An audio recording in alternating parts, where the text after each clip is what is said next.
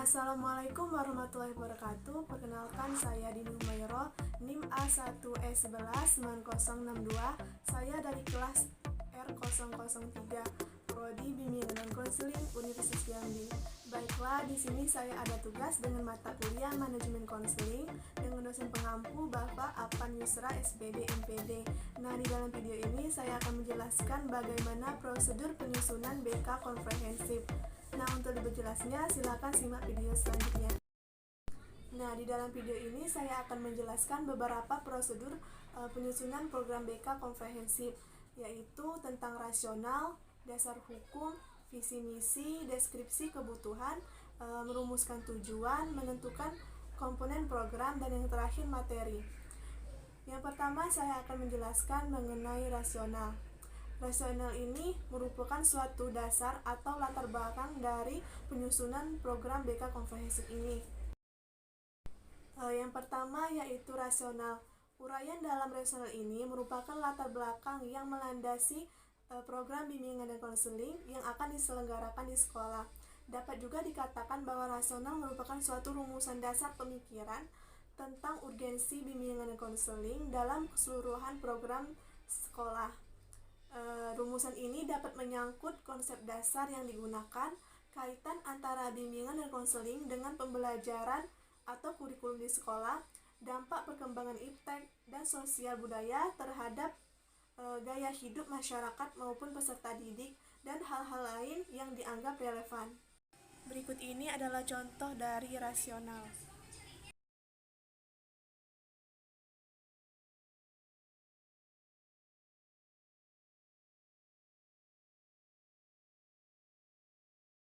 Nah, selanjutnya dasar hukum.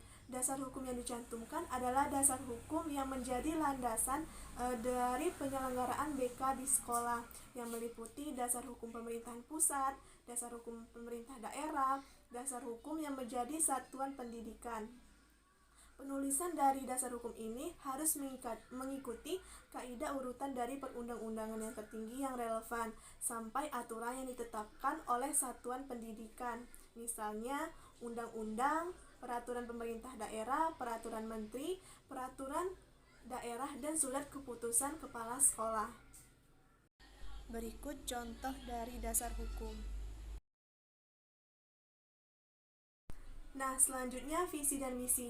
Rumusan visi dan misi bimbingan dan konseling harus sesuai dengan visi dan misi yang ada di sekolah.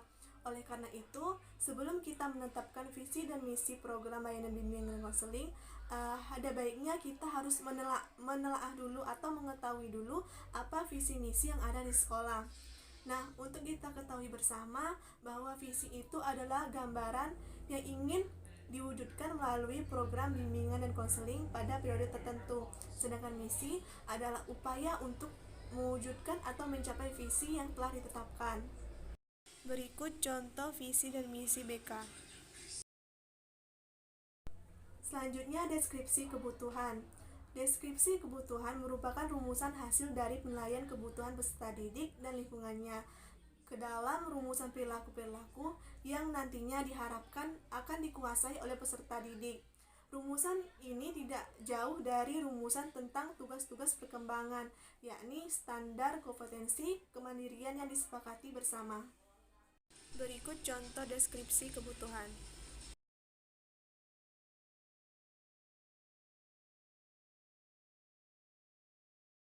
Selanjutnya, merumuskan tujuan.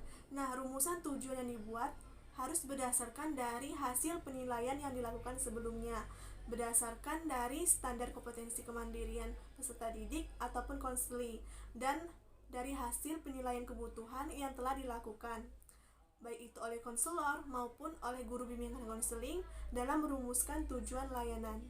Berikut ini contoh dari tujuan program BK komprehensif.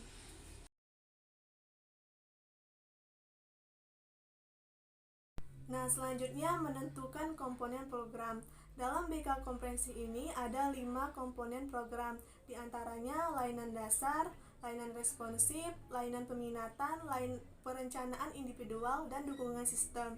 Dalam komponen program ini harus disesuaikan dengan hasil penilaian kebutuhan peserta didik. Nah, bagi guru BK atau konselor yang bertugas di suatu sekolah, maka pada umumnya semua komponen program ini harus dilaksanakan. Sedangkan untuk guru BK yang bertugas di gugus, maka komponen dan bidang layanannya dipilih sesuai dengan prioritas atau kebutuhan peserta didik. Akan tetapi, bila ada di suatu sekolah itu tidak mempunyai guru BK, hanya ada guru kelas yang menjalankan fungsi sebagai guru BK, maka komponen program yang akan dilaksanakan disesuaikan dengan pembelajaran pada kelas masing-masing.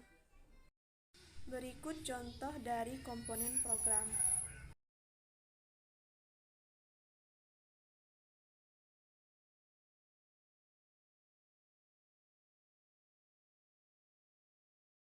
Nah, yang terakhir yaitu menentukan materi. Materi itu berisi tentang tema atau topik materi yang akan dibahas untuk mencapai tujuan layanan.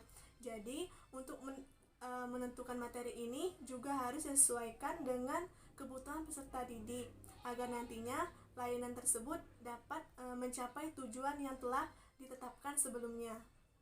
Berikut contoh materi untuk program BK komprehensif. Baik, sekian penjelasan materi dari saya mengenai prosedur penyusunan program BK komprehensif. Kalau misalnya ada salah kata atau mungkin penjelasan dari saya kurang bisa dipahami atau ada kesalahan dari penyampaian materi saya mohon maaf. Dan saya akhiri, wassalamualaikum warahmatullahi wabarakatuh.